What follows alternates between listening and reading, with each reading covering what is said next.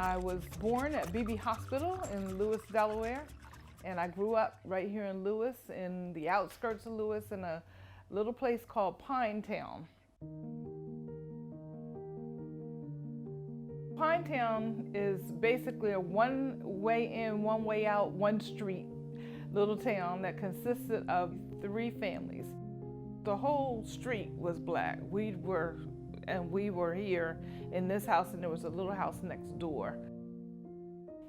I had a great childhood. I enjoyed everything. We made mud pies, we played freeze tag, we were creative in the things we had to do because there wasn't a lot to do. I can remember one year my grandmother bought me a little 45 record player, and it was portable, so we would go from house to house playing our 45s and dancing. In Lewes, there was an elementary school, and it was an all-black school. All the teachers were black, all the kids were black, the administrators, everybody was black. So I went there my first year of school. My second year of school, my dad said to me and to my sister, who was 13 months younger than me, her name is Trudy. Trudy and I were scheduled to integrate the schools. That was what Dad decided we were going to do. And no matter how much we cried and pleaded, he's like, no, you are going to that school. I'm out here working 2 jobs, and people are dying so that you can have equal education. You going to school, that was it. So when we integrated the schools, at that point I was in 2nd grade, Trudy was in 1st grade. We had a whole new outlook at that point because that whole school was white. So for 5 years, I was the only black kid in my class. You do what you think is right for your family. If you don't, you ain't got no family. The first year that I went to school at the all-white school, we weren't allowed to ride the bus. So the lady down the street took us to school. And then after a while, the buses integrated. But see, at that time, elementary kids and high school kids went on the same bus. One time this boy named Timmy decided that black people's noses were too big. So he took one of those long paper clips like this. It was metal, and he squeezed it and he put it on my nose. And if you look real close at me on this side of my nose, there's like a little white indent line because it had cut into my skin and I was bleeding. And I remember that for the longest because he was a high schooler and I was at that time 2nd grade. There's no need of protesting or talking about anything if you can't back it up. And I heard Martin Luther King say one time, if you don't believe in something enough to die for it, then you don't believe in nothing.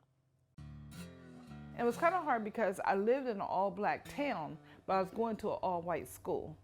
And I also had long hair, and people would say to me, you think you're white. That's what the black kids would say to me. And then the white kids didn't want to be bothered with me because I was black. I can remember being called the N-word repeatedly. I remember getting in fights. My sister would come to my rescue, and the 2 of us would fight together.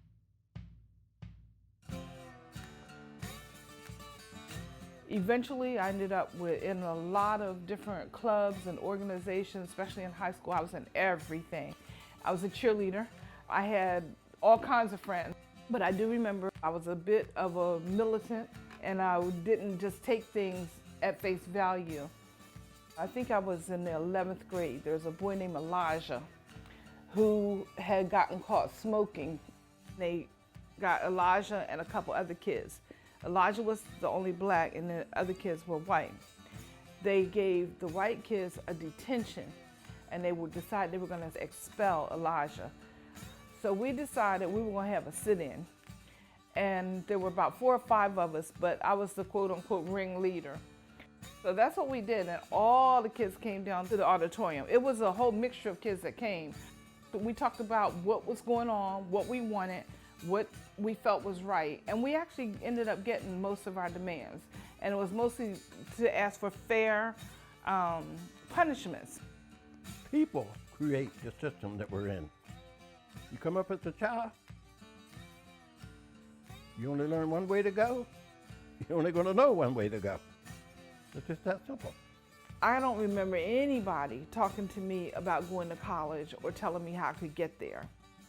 I guess it was kind of almost understood that you were going to be a maid or you were going to be some kind of servant in some way, that you didn't have the wherewithal to progress to something higher.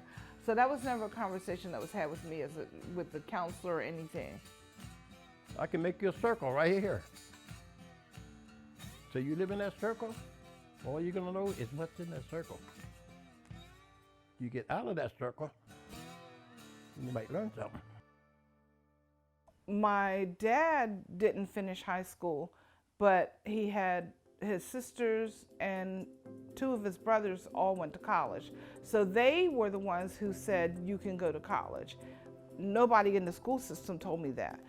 Had it not been for that background, college may not have been something in my thought process.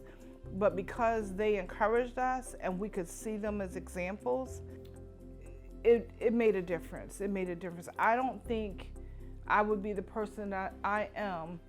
Well, I know I wouldn't if I hadn't been Ann and Buddy's child, because they held us accountable and they had high expectations for us. So I owe everything to my family, everything.